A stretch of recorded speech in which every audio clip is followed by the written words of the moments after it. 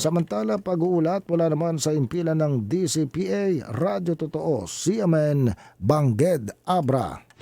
CNN Live Nation. Ryan Parel, magandang araw sa iyo. Magandang umaga, Ariel. Magandang umaga, Pilipinas.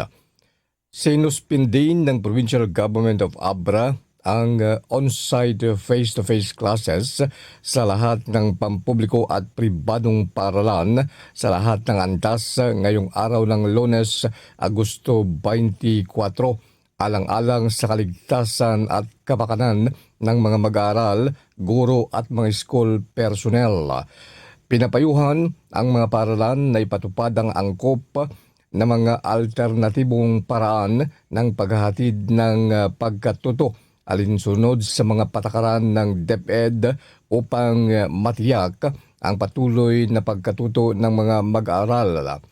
Ang trabaho sa pamahalaan ay sinuspindi rin habang ang mga kinaukulang tanggapan ay maaaring magpatupad ng naangkop na alternative arrangements sa pagtatrabaho alinsunod sa pangailangan ng serbisyo.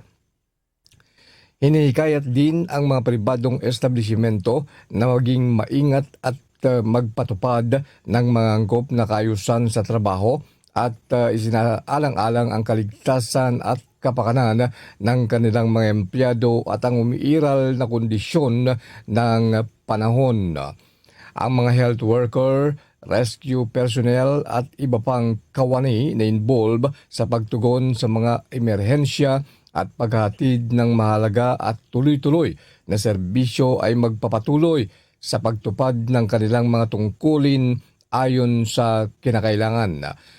Ang suspensyon ay bunsod ng Pag-asa forecast na may pag-ulang paminsan-minsan hanggang madalas dito sa Abra na dulot ng habagat.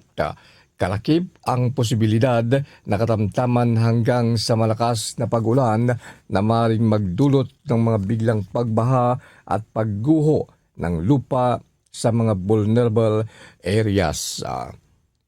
Mula DCPA-CMN, Panggedabra, ako si Ryan Parel, nagulat live para sa CMN Pilipinas. CNN Live Nationwide. Maraming salamat, Ryan Parel, mula po naman sa impilan ng DCPA, Radyo Totoo, CMN, Bangged, Abra.